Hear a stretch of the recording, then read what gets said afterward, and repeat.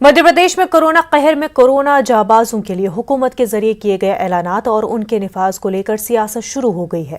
कांग्रेस ने हुकूमत के जरिए कोरोना जाबाजों के लिए किए गए ऐलानात को अवाम के साथ न सिर्फ धोखा करार दिया है बल्कि हुकूमत से सवाल किया है कि हुकूमत के जरिए कोरोना जाबाजों के लिए जिन फलाही स्कीमों का ऐलान किया गया था उसका निफाज जमीनी सतह पर क्यों दिखाई नहीं दे रहा।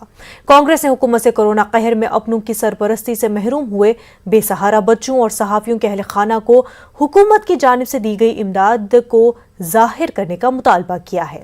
वही हुकूमत ने कांग्रेस के इल्जाम को न सिर्फ बेबुनियाद करार दिया बल्कि शिवराज काबीना के अहम वजीर और मध्य प्रदेश के वजीर बराए मेडिकल एजुकेशन विश्वास सारंग ने कांग्रेस को 3F यानी फॉल्स, फेक और फर्जी लोगों की पार्टी करार देते हुए सहाफियों से उनकी बात पर तवज्जो नहीं देने की अपील की है।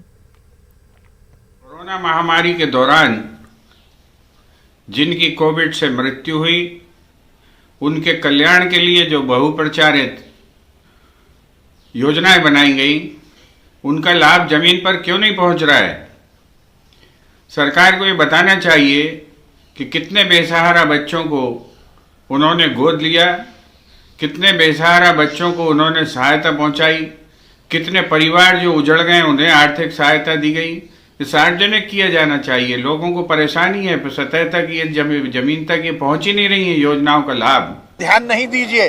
फिर मैं ये कह रहा हूं, कांग्रेस पार्टी 3F पर काम करती है, फेक, फॉल्स और फर्जी। उनका ट्विटर अकाउंट भी, उनका फेसबुक अकाउंट भी इन 3F पर आधारित है। फर्जी उनके फॉलोअर हैं, फॉल्स उनकी न्यूज है, फेक न्यूज पर आधारित है। इसलिए फर्जी, फेक और फॉल्स ये कांग्रेस की रीति है, नीति है। लक्षद्वीप का दौरा करने के लिए LDF अरकान पार्लिमान